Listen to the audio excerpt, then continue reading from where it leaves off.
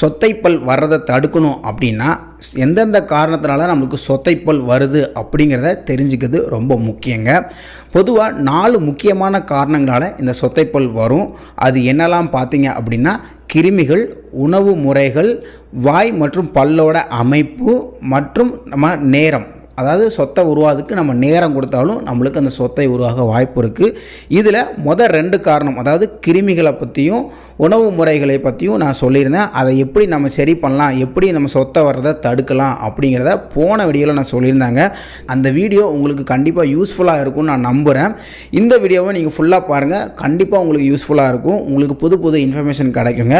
So நம்ம இன்றைக்கி எதை பற்றி பார்க்க போகிறோம் அப்படின்னா இந்த 3வது, அதாவது வாயோட அமைப்பும் பல்லோட அமைப்பும் எப்படி சொத்தை பல் வர்றதுக்கு காரணமாக இருக்குது அப்படிங்கிறத பற்றியும் பார்க்க போகிறோம்.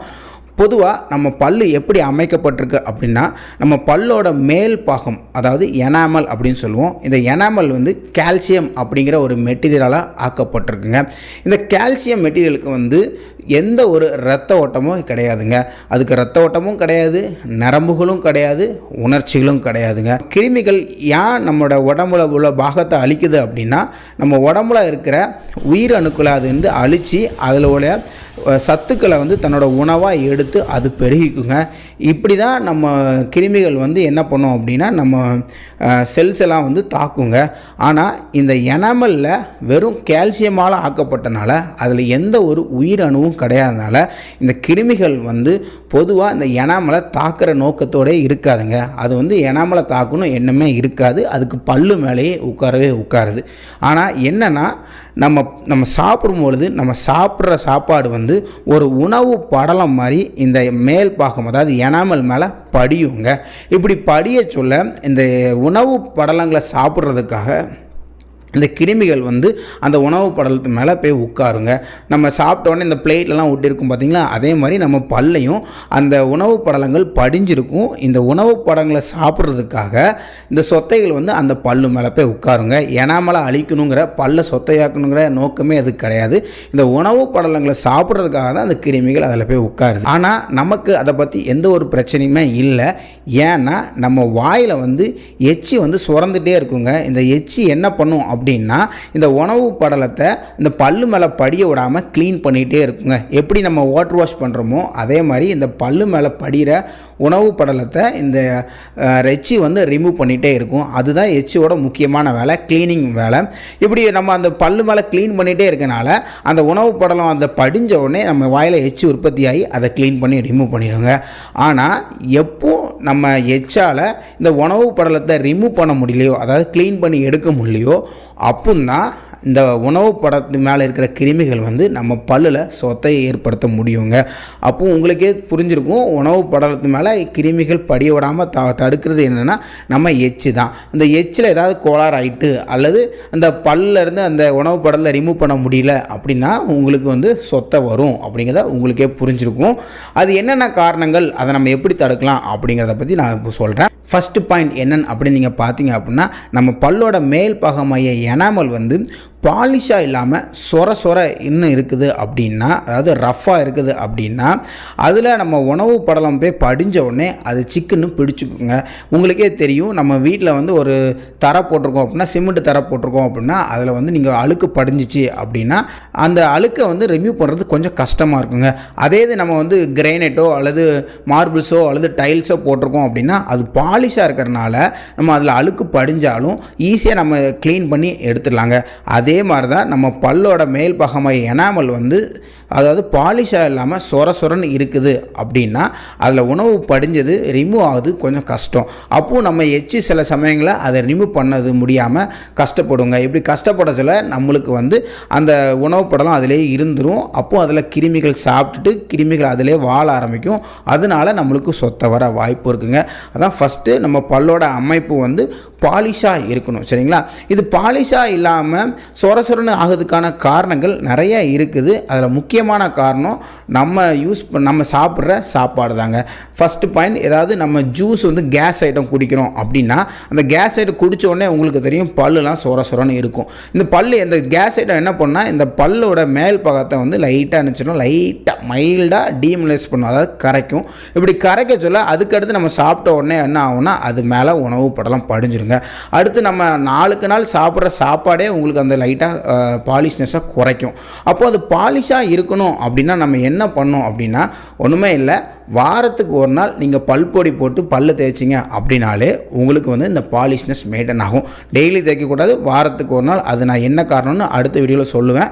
ஏன் அப்படின்னா பல்பொடி வச்சு பல்லு தேய்க்க சொல்ல என்ன ஆகும்னா நம்ம பல்லு வந்து பாலிஷ் ஆகிருங்க. எப்படி மார்பிள்ஸ்லாம் என்ன ஆகும் அப்படின்னா ஒரு பவுடர் போட்டு என்ன செய்வாங்க, அதை அப்படியே ஒரு மிஷினை வச்சு தள்ளிட்டே இருப்பாங்க. அப்படி தள்ள சொல்ல என்ன ஆகும்னா மார்பிள்ஸ்லாம் பாலிஷ் ஆகும். அதே மாதிரி தான் நம்ம பல்லும் பாலிஷாக இருக்கும். நம்ம பல்பொடி யூஸ் பண்ணாமல் அது விருப்பப்படல அப்படின்னா நீங்கள் வந்து நம்ம என்ன அந்த உமியை கூட யூஸ் பண்ணலாங்க. எங்கள் தாத்தாலாம் என்ன செய்வார்னா கொஞ்சம் உமியை எடுத்து பல்லு தேய்ப்பார். அப்படி தேய்க்க சொல்ல அவரோட பல்லு பாலிஷாக இருக்கும். அதே மாதிரி நீங்கள் வந்து கறி, அதாவது அடுப்பில் எரிஞ்ச கறியை கூட எடுத்து நீங்கள் பண்ணலாம். அதுவும் நல்லா சொரன்னு இருக்கனால அந்த பல்லை நல்லாவே பாலிஷ் ஆகும். இதெல்லாம் பண்ணோம் அப்படின்னா நம்ம பல்லு பாலிஷாக இருக்கும்.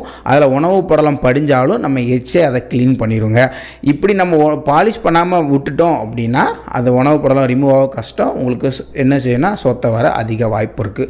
ரெண்டாவது காரணம் என்னென்னா நம்ம எச்சி தானே அதை க்ளீன் பண்ணுது அப்படின்னு சொன்னேன். நம்ம எச்சி வந்து கொஞ்சம் தண்ணியாக இல்லாமல் திக்காகிட்டு, அதாவது அதோட விஸ்காசிட்டி கூடிட்டு அது ஆயில் மாதிரி ஆகிட்டு அப்படின்னா அதோட ஃப்ளோ, அதாவது அது நல்லா சுழல முடியாது. உங்களுக்கே தெரியும், தண்ணினா நல்லா வடிஞ்சு போகும். அதாவது ஆயில் இருந்தால் என்ன செய்யும், திக்காக இருக்கனால அது மூவ் ஆகாது. அப்படி ஒழுங்காக அது ஃபோர்ஸாக மூவ் ஆக நம்ம பேஸ்டெல்லாம் மூவ் ஆகாமல் இருக்கும் பொழுது என்ன ஆகும் அப்படின்னா அந்த உணவுப் பொருளை அதால் எஃபெக்டிவாக க்ளீன் பண்ண முடியாதுங்க. அதுதான் ரொம்ப முக்கியம். நம்ம எச்சி வந்து எப்படி இருக்கணும்னா தண்ணி மாதிரி இருக்கணும். அந்த பாயிண்ட் தண்ணி மாதிரி இருந்துச்சு அப்படின்னா உங்களுக்கு வந்து உணவுப் பொருள்லாம் ஈஸியாக க்ளீன் ஆகும். இதுக்கு நம்ம எச்சி திக்காததுக்கு காரணமும் என்னதுன்னா நம்ம உணவு முறையில் தான். நான் யாருனே சொன்ன மாதிரி, போன வீடியோவில் சொன்ன மாதிரி, நம்ம சாப்பிட்ற சாப்பாடு வந்து வாயிலே நல்லா கரைஞ்சி அப்படின்னா அது வந்து நல்லா எச்சோட மிக்ஸ் ஆகி நல்லா நம்ம எச்சி திக்காயிருங்க. இப்படி திக்கானாலும் அது என்ன செய்யாது, ஒழுங்காக நம்ம பல்லுக்கு மேலே படிஞ்சிருக்கிற அழுக்கு, அதாவது உணவுப் பொருளத்தை ரிமூவ் பண்ணாது. அதனாலேயும் நம்மளுக்கு சொத்தை வரும். அதனால நம்ம என்ன செய்யணும் அப்படின்னா ஈஸியாக கரையக்கூடிய பொருளை நம்ம சாப்பிடக்கூடாது. சரிங்களா? மூணாவது என்னது அப்படின்னு சொன்னால் பார்த்தீங்கன்னா நம்ம எச்சியோட அளவே கம்மியாயிட்டு அப்படின்னாலும் நமக்கு வந்து இந்த உணவுப் பொருளத்தை ஒழுங்காக க்ளீன் பண்ண முடியாது. உங்களுக்கே புரிஞ்சிருக்கும் நம்மளுக்கு ஏன் எச்சி கம்மியாக இருக்குது அப்படின்னா நம்ம உடம்புல டீஹைட்ரேஷன், அதாவது நீர் சத்து குறைஞ்சா ஆட்டோமேட்டிக்காக நம்ம எச்சி உற்பத்தி ஆகிறதும் குறைஞ்சிரும். அப்போ நம்ம அதுக்கு என்ன பண்ணோம் அப்படின்னா நல்லா தண்ணி குடிக்கணும். நல்லாவே நீங்கள் தண்ணி குடிச்சிங்கனாலே நல்லா எச்சி சுரக்கும். உங்களுக்கு வந்து என்ன ஆகும் அப்படின்னா நல்லாவே க்ளீன் ஆகும். நம்ம நீர்ச்சத்து குறையதுக்கு நம்ம நீர்ச்சத்து வந்து குறையதுக்கு வேறு காரணங்களும் இருக்குது. நம்ம உடம்புல சில சேஞ்சஸ் ஏற்பட்டிருக்கும். அதுக்கான ட்ரீட்மெண்ட் எடுத்தாலும் உங்களுக்கு என்ன ஆகும்னா அந்த சொத்தை வர்றது நல்லாவே குறைஞ்சி போயிடும். சரிங்களா? அப்போ நாலாவது பாயிண்ட் என்ன அப்படின்னு பார்த்தீங்கன்னா நம்ம பல்லோட மேல் பாகம், அதாவது கடாப்பல்லோட மேல் பாகத்தில் வந்து குண்டும் குழியுமாக இருக்குங்க. நீங்கள் பார்த்தாலே தெரிஞ்சிருக்கும், மேலாக இருக்கும், ஒரு பள்ளம் இருக்கும். இந்த மேடு பள்ளம் எதுக்காக கொடுக்கப்பட்டிருக்கு அப்படின்னா நம்ம வந்து சவைக்க சொல்ல அந்த சாப்பாடு வந்து கரெக்டாக அந்த மேடு பள்ளத்தில் போய் சிக்கி நல்லா நசுங்கிறதுக்காக தான் நம்ம இயற்கையாகவே படைக்கப்பட்டிருக்கு. எப்படி நம்ம மேல் பல்லோட மேடு இருக்குது பார்த்தீங்களா, அது கீழ்ப்பல்லோட குழியில் போய் கரெக்டாக போய் உட்காருங்க. அதே மாதிரி கீழ்ப்பல்லோட மேடு வந்து கரெக்டாக மேல் பல்லோட குழியில் போய் கரெக்டாக உட்காரும். இப்படி கடிக்க சொல்ல என்ன ஆகும்னா நம்ம சாப்பாடு உள்ளே மாட்டி ஸ்லிப் ஆகாமல் கரெக்டாக நசுங்குங்க. இதுக்காக தான் இந்த ஷேப்புக்கு நம்ம பல்ல கொடுக்கப்பட்டிருக்குது. எப்படி உரலில் ஒரு குழி இருக்கோ அந்த குழிக்குள்ளே சாப்பாடை போட்டு உலக்கையை போட்டு இடிச்சா எப்படி ஸ்ட்ராங்காக நிச்சயம் நையுமோ அதே எஃபெக்டில் தான் நம்ம வாயில் உள்ள பல்லும் செயல்படுது. இப்படி செயல்படுற சொல்ல என்ன ஆகும் அப்படின்னா நம்ம சவைக்க சொல்ல அந்த உணவு வந்து நல்லா நசுங்கி அந்த பிட்டில் அந்த குழியில் போய் கரெக்டாக உட்காரதுக்கு அதிக வாய்ப்பு இருக்குங்க. இப்படி உட்காரனாலும் நீங்கள் பயந்துட வேண்டாம். அதை வந்து நம்ம நாக்கே நம்மளை அறியாமல் அதை எடுத்து விட்டுரும். நம்ம சாப்பிட சொல்லையும் அல்லது சாப்பிட்டு முடித்தா கூட நம்மளை அறியாமலே நாக்கை கொண்டு அந்த குழியை நம்ம நிச்சயம் ஆட்டோமேட்டிக்காக க்ளீன் பண்ணுவோம். என்ன பிரச்சனை அப்படின்னா ஏதாவது காரணங்களால, அதாவது நம்ம பல்லு முளைக்க சொல்லையோ அல்லது வேறு ஏதாவது காரணங்களாலேயோ அந்த குழி வந்து அகலமாக இல்லாமல் நீளமாக அதாவது டீப்பாக இருக்குது அப்படின்னா, ஷாலோவோ இல்லாமல் டீப்பாக இருக்குது அப்படின்னா நம்ம நாக்கோட முனி கரெக்டாக கீழே வரப்போ க்ளீன் பண்ண முடியாதுங்க. இப்படி க்ளீன் பண்ண முடியாததுனால அந்த அந்த இதில் நசுங்கி இருக்கிற சாப்பாடு வந்து அப்படியே தங்கிடும். அதுக்கு மேலே கிருமிகள் வளர நிறைய வாய்ப்பு இருக்குது. இந்த கிருமினால் சொத்தை வர்றதுக்கு வாய்ப்பு இருக்குங்க. அப்போ நம்ம என்ன பண்ணோம் அப்படின்னா, அந்த குழிக்குள்ளே இருக்கிற சாப்பாடை வந்து க்ளீன் பண்ணி எடுத்துடணுங்க. நம்ம நாக்கே க்ளீன் பண்ணிவிட்டு அப்படின்னா அவங்களுக்கு வந்து சொத்தை வரவே வராது. இன்கேஸ் நம்மளோட குழி வந்து டீப்பாக ஆகிட்டு, அதாவது ஸ்வாலோவோ இல்லாமல் டீப்பாக ஆகிட்டு அப்படின்னா நம்ம என்ன பண்ணலாம்னா அதை நம்ம ரிமூவ் பண்ணணும். இதுக்காக தான் டூத் பிக்கே கண்டுபிடிச்சிருக்காங்க. இந்த டூத் பிக் என்ன பண்ணும் அப்படின்னா, நம்ம அந்த மேலே உள்ள அழுக்கு எடுக்கிறதுக்கு நம்மளுக்கு சப்போர்ட் பண்ணும். அப்படி எடுக்க சொல்ல ஆழமாயிருமோ அப்படின்னு நீங்கள் பயப்பட வேண்டாம். ஏன் அப்படின்னா, நீங்கள் டூத் பிக்கை வச்சு அதை ரிமூவ் பண்ண சொல்ல அது ஆழமாகுதோ இல்லையோ நல்ல அகலமாயிரும். ஒன்ஸ் அகலமாயிட்டு அப்படின்னா நம்ம நாக்கு நீட்டாக அதை க்ளீன் பண்ணிடுங்க. ஸோ நம்ம டூத் பிக் யூஸ் பண்ணுறதுக்கு பயப்படவே வேணாம். நிறைய பேர் டூத் பிக் யூஸ் பண்ணால் அது ஓட்டை பெருசாகிடும் அப்படின்னு ஃபீல் பண்ணுறாங்க. வேறு எங்கேயாவது நீங்கள் ஓட்டை கிடக்குன்னா அது குத்தி குத்தி பெருசாக வாய்ப்பு இருக்குது. ஆனால் இந்த பிட் அண்ட் ஃபிஷர், அதாவது நம்ம பல்லோட மேல் பாகத்தில் இருக்கிற அந்த மேடு பள்ளத்தில் நம்மளுக்கு சாப்பாடு சிக்கியிருந்தால் நம்ம டூத் பிக் வச்சு நல்லாவே எடுக்கலாம். ஒரு பயமே கிடையாது. சரிங்களா? இந்த 4 காரணங்களும் உங்களுக்கு புரிஞ்சிருக்கும். அதில் நம்ம எப்படி தப்பிக்கலாம் அப்படிங்கிறது உங்களுக்கு புரிஞ்சிருக்கும். நல்லா தண்ணி குடிக்கிறது ரொம்ப முக்கியம். சொத்தைப்பல் வர்றதுக்கான காரணமே நம்ம எச்சி திக்காக இருக்கிறது தான்.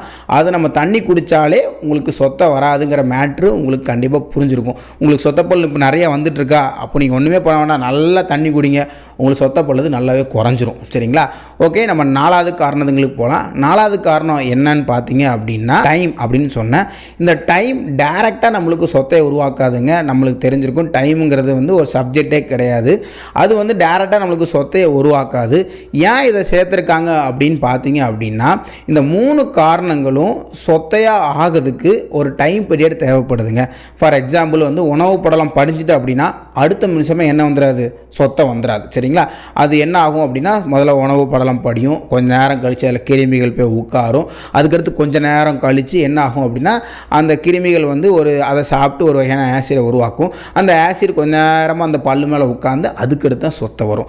இதுக்கு ஒரு டைம் பீரியட் தேவைப்படுது. பார்த்தீங்களா? இந்த டைம் பீரியடை நம்ம ஸ்டாப் பண்ணி, அதாவது அரெஸ்ட் பண்ணி, சொத்தை உணவு படலத்தில் இருந்து அது வந்து கிருமிகள் வந்து சாப்பிட்றதுக்கு முன்னாடியே நம்ம ப்ரஷ் பண்ணி ரிமூவ் பண்ணிட்டோம் அப்படின்னாலும் உங்களுக்கு சொத்தை வராது. அதுதான் இந்த கான்செப்டில் சொல்லியிருக்காங்க.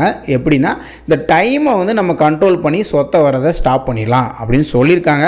ஆக்சுவலாக நம்ம அந்த உண்மையான காரணமாகி அந்த 3 கண்ட்ரோல் பண்ணாலே நம்ம டைமை பற்றி கால்குலேட்டே பண்ண வேண்டாம். நாங்கள் அந்த 3ஐயும் மாற்ற மாட்டேன், டைமை மட்டும் கண்ட்ரோல் பண்ணிடுவேன் அப்படின்னு நினைக்கிறவங்க கண்டிப்பாக அது நடக்காது. நிறைய வீடியோவில் டென்டிஸ்ட் அப்படி தான் சொல்கிறாங்க, நம்ம டைமை தான் கண்ட்ரோல் பண்ணணும், கண்ட்ரோல் பண்ணால் இதெல்லாம் ஆட்டோமேட்டிக்காக உங்களுக்கு சரியாயிருன்னு சொல்கிறாங்க. கிடையவே கிடையாது. நம்ம நோய் சக்தியை கூட்டணும், கரையிற மாதிரி உணவை சாப்பிடக்கூடாது. அடுத்த விஷயம், நம்ம வந்து உணவு படலத்து தங்கக்கூடாது. அதாவது எச்சை வந்து நம்ம வந்து சுத்தமாக வச்சுருக்கணும். இந்த 3 பாயிண்ட்டும் ரொம்ப முக்கியம். இந்த டைமை கண்ட்ரோல் பண்ணி இந்த 3 கண்ட்ரோல் பண்ண முடியாது. ஆனால் நிறைய புக்ஸில் வந்து அப்படி சொல்கிறாங்க. ஆனால் என்னை பொறுத்த வரைக்கும் டைமை நம்ம கண்ட்ரோல் பண்ணிட்டே இருக்க முடியாது. நம்ம அதே யோசிச்சுட்டு இருக்க முடியாது. அதே யோசிச்சுட்டு இருந்தோம் அப்படின்னா நம்ம டைமை கண்ட்ரோல் பண்ணிடலாம். சரிங்களா? அதனால் இது வந்து ஒரு காரணமாக கருதப்பட்டாலும் நான் அதை வந்து யாருக்குமே என்ஃபோர்ஸ் பண்ண மாட்டேன். சரிங்களா? ஆனால் இந்த டைமை கண்ட்ரோல் பண்ணியும் நம்ம என்ன செய்யலாம், சொத்தை வரதை தடுக்கலாம். இந்த டைமை கண்ட்ரோல் பண்ணதுக்கு தான் நம்ம என்ன செய்வோம், ப்ரஷ் பண்ணுங்கள் அப்படின்னு சொல்கிறாங்க, அடிக்கடி ப்ரஷ் பண்ணுங்கள் அப்படின்னு சொல்கிறாங்க. ஆனால் உண்மையில் நம்ம டைமை ஒரு மேட்டராக எடுத்து அதை வச்சு நம்ம மிச்சத்தை கண்ட்ரோல் பண்ண நினச்சிங்கன்னா அது ஃபெயிலியரில் தான் முடியும். சரிங்களா? இந்த 4 காரணங்களும் உங்களுக்கு புரிஞ்சிருக்குன்னு நினைக்கிறேங்க. எப்படி நம்ம வந்து கிருமிகளை அழிக்கிறதுக்கு நோய் சக்தியை கூட்டணும், 2வது கரையக்கூடிய உணவை சாப்பிடாமல் திடமான பொருளை சாப்பிடணும், 3வது உணவு படலம் அதில் நினச்சிட்டு படிய விடாமல் தடுக்கணும், 4வது காலத்தை கண்ட்ரோல் பண்ணணும். இந்த 4 காரணங்களுக்கு புரிஞ்சிருக்குன்னு நினைக்கிறேன். இதை எப்படி நம்ம அப்ளை பண்ணலாம்? சரிங்களா? நம்ம இதே நினச்சிட்டு இருக்க முடியாது. சொத்தை இப்போ நம்ம ஒரு சாப்பாடு சாப்பிட்டாலும் சொத்தை வந்துடுமோ அப்படின்னு நினச்சிட்டு இருக்க முடியாது. எல்லா நேரத்துலையும் அதே நினச்சா தான் நம்ம அந்த 4ஐயும் கரெக்டாக பிளான் பண்ணி பண்ண முடியும். அப்படி நம்ம வந்து பிளான் பண்ண முடியாது. அப்போது நமக்கு தேவை என்னது அப்படின்னா 1-2 டிப்ஸ். சரிங்களா? நம்ம வாழ்க்கையில் 1-2 டிப்ஸை அப்ளை பண்ணி இந்த 4 ஃபேக்டரையும் ஸ்டாப் பண்ணணும். சரிங்களா? இந்த டிப்ஸு என்னலாம் அப்படிங்கிறத வந்து நான் அடுத்த வீடியோவில் சொல்கிறேன்.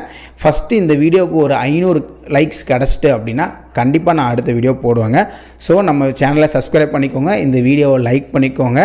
Thank you so much. Stay tuned.